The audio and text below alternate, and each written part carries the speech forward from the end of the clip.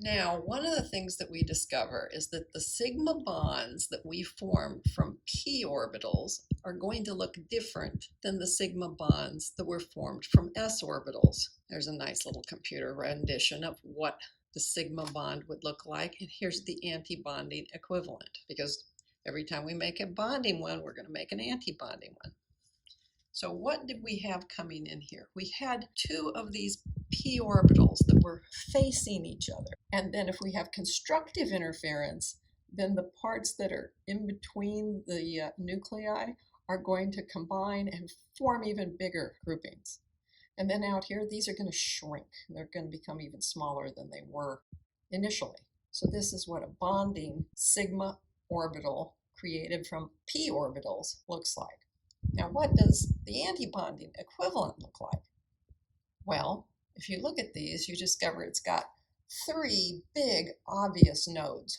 Two of them are right where the nuclei are, and the third is right between it. You see, when they came originally, before they were combined, there were two nodes. Each atom had its own node because it's a p orbital, so it's got a node, right? So when you have the bonding one, you still have two, but when you have the antibonding, now you have three nodes, and they're really big and obvious. Those p orbitals can also form pi bonds. Well, that's reassuring because we needed to have those as well. So this is the pi bond that is a bonding orbital, and this is a pi that is anti-bonding. Well, hey, this is the ones that were formed when the p's were like this, and then they were just doing an overlap above and below, right?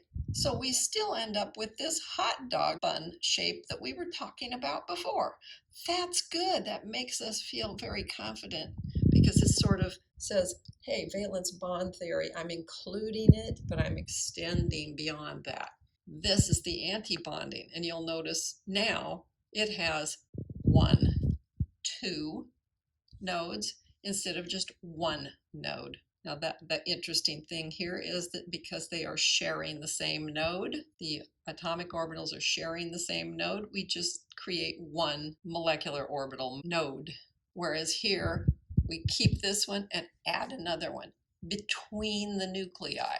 There's no node between the nuclei, so therefore bonding. Node between the nuclei, automatically I'm going to say it's anti-bonding. Of course, everything is going to be more complex than what we started with. You're going to have more molecular orbitals. They're going to be more interesting in the way they look, but we are going to continue to only look at valence electrons, so that's somewhat helpful. The core electrons are not used. The pi molecular orbitals are going to come into existence now that we've passed H2 and what we found out helium could not make a bond. And it will explain the processes of diamagnetism and paramagnetism. Now, I'm always having to look these darn names up because I can never remember them. I keep trying to come up with a mnemonic that will let me do it. A diamagnetic material, all of the electrons are paired up. This says no unpaired.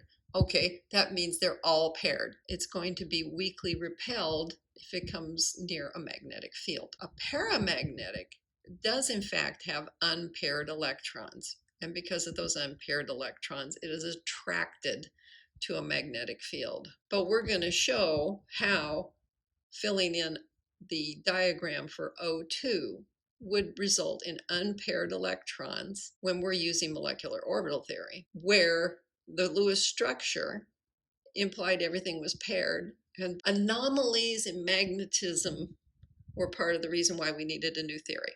So the experiment out there says that oxygen is paramagnetic.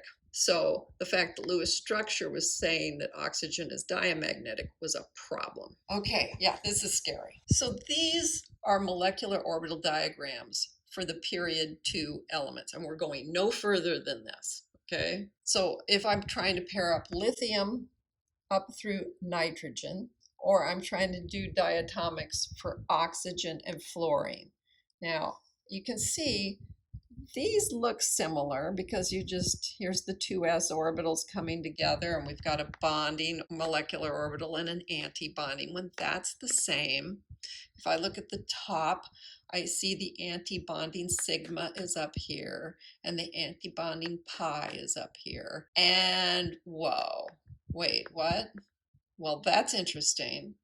You see, in the case of the lighter elements, the sigma ends up, this is the bonding sigma, ends up at a higher energy than the pi's. But for oxygen and fluorine, the bonding sigma ends up at a lower energy than the pi's. That's weird.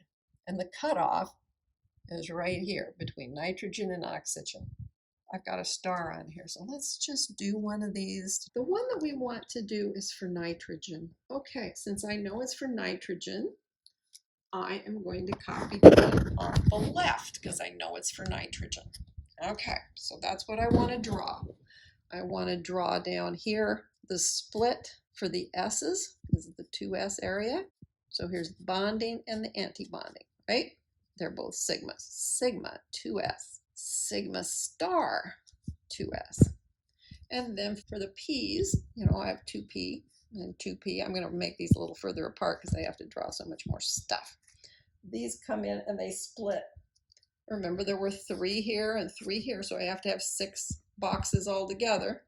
And they end up splitting so that there's these for the pi bonds down here. So this is going to be pi 2p. And then that goes up also because you got to have the anti-bonding for those. So this is pi 2p anti-bonding. And then the sigmas split weirdly. The sigma goes down here. So this is your sigma from a 2p and way up here. So this is your sigma from a 2p, but it's anti-bonding. So that's the order. And then it's like, okay, I want to fill up nitrogen. Well, I go back to my old rules. The 2 nitrogens each bring in 5 valence electrons. So I've got 10 electrons that I need to put in. 1, 2, 3, 4, 5, 6, 7, 8, 9, 10. Okay, I have filled it in. That's what I should fill in. If I want to write the electron configuration, then I will write sigma 2s has 2 in it. Sigma 2s star has 2 in it. The pi 2p has 4 in it. And the sigma 2p has 2 in it. And then you can add 2 plus 2 plus 4 plus 2 is 10. I've got my 10 electrons. So if you just add these to confirm you've got everything in there you're supposed to have. And we said that in order to do bond order, we do bonding minus anti-bonding electrons and divide by 2. Now the other thing you can do is you can just come up here and say, hey, if there's a star there, that's like a minus sign. So 2 minus 2 plus 4 plus 2. That would give you 6 divided by 2, and you get a bond order of 3, which is what we expected because we know that nitrogen is a triple bond. So great. The old Lewis structure would have looked like this. There's that triple bond. I've explained it in a different way using molecular orbital theory. So that's how you would go about doing this. You just say, okay, what did they give me? Now I have to decide this side or that side. Now, that's all well and good. There is one small problem. What about if I combine nitrogen and oxygen? Since the cutoff was between nitrogen and oxygen, what happens if I combine a nitrogen and an oxygen? Okay, this is the way that one works, okay, because that's the oddball one. You'll notice a few things about this. The nitrogen and the oxygen, these are not exactly at the same energy, but they still do this splitting thing. It's just not as dramatic. If they actually put the numbers here, you would see it's not as dramatic of a change. One of the things that is pointed out here is that bonding orbital, the bonding one, is closer in energy to the more electronegative one. And the antibonding is closer in energy to the more electropositive one. When you get done with filling this in for NO, you end up with a bond order of 2.5. You see, this one and this one cancel out. And then you've got 2, 4, 6 minus 1. That's 5 over 2. So 2.5. And that's consistent with the bond length that is observed if you go do some spectroscopy to check it out. So that's nice that it actually works with experiment. So these highly delocalized electrons that are shared along the whole molecule, this sort of thing is found in the petals of flowers and in the colors of fruits and vegetables. And all of these outstanding p orbitals contribute to what's called the pi system with many molecular orbitals, and you'll end up with a wavelength that sort of follows along the bands of this. And so the beta carotene in carrots gives you that brilliant orange color that we're familiar with carrots. Now, to go on with this, once you get to enough atomic orbitals combining into a huge number of molecular orbitals, you start getting to where there's just so many energy levels, because they all have their own that are allowed energy orbitals, right? Energy levels. You will end up with everything in the bottom, right? Boom, everything's down here in the bottom as low as it can go. All those electrons are down in the lowest possible energy states that they can occupy. And then you have a photon come along. If the photon is the right wavelength, it will excite one of the electrons that's in the highest occupied molecular orbital up to the lowest unoccupied molecular orbital. And when we talk about the light being absorbed, that's what's happening. And then when we talk about the light being released, it's when it falls back down. So when we see colors, we know what this distance is between the highest occupied molecular orbital and the lowest unoccupied molecular orbital. And so this is what's responsible for the red of tomatoes by lycopene and the orange in carrots for beta carotene.